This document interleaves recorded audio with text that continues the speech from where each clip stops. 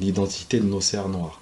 C'est un sujet épineux, très chaud, très difficile à aborder.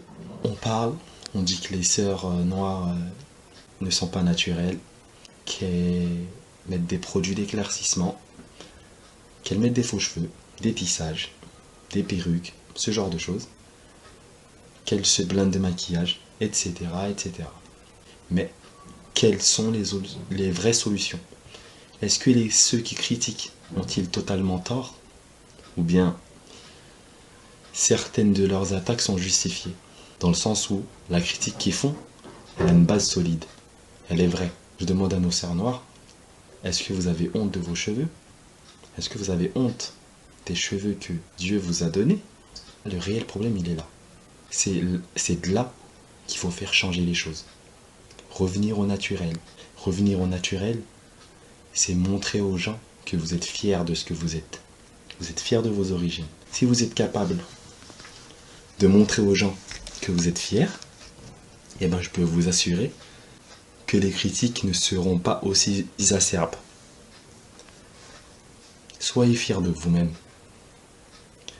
Ne dites pas on nous critique gratuitement, parce que chacun a sa part de responsabilité dans ces critiques. Ces critiques-là ne sont pas apparues du jour au lendemain, d'un coup, gratuitement comme ça. Il y a des critiques qui sont exagérées, même fausses, mais il y a des critiques qui sont vraies. Donc, plutôt que de prendre le problème à l'envers, il faut prendre le problème dans le bon sens et faire changer les choses dans le bon sens. Et comment faire changer les choses dans le bon sens si on ne reconnaît pas déjà les critiques et qu'on ne se remet pas nous-mêmes en question?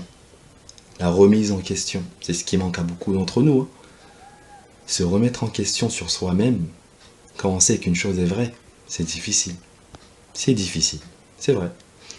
Mais pour avancer dans la vie, il faut se remettre en question.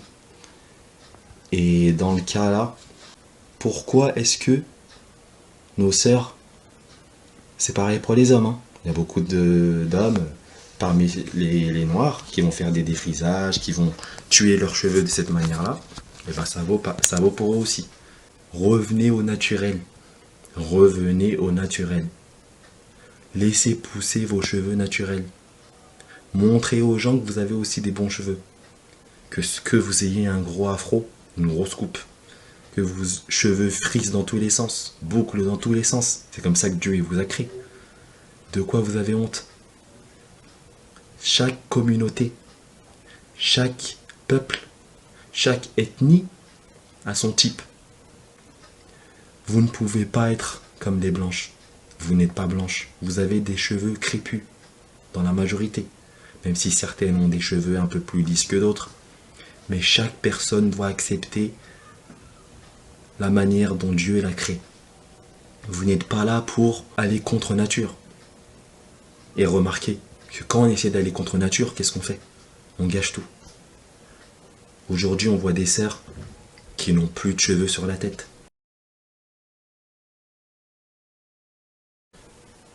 Vous les voyez, elles sont obligées de mettre des bandeaux sur la tête pour cacher leur calvitie. Pourquoi? L'utilisation des produits. Certains produits dangereux. Certains produits utilisés pendant des dizaines et des dizaines d'années. Vous voyez même nos mères.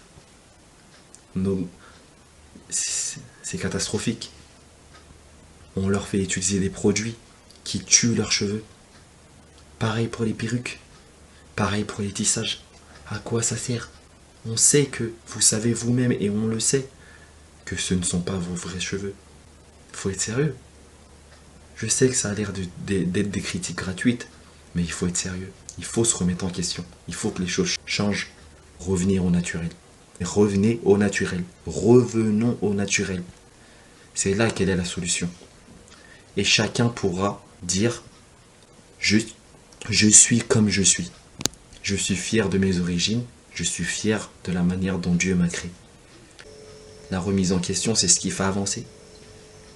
Faut pas s'étonner de voir que les mentalités chez nous n'avancent pas si on se remet pas en question.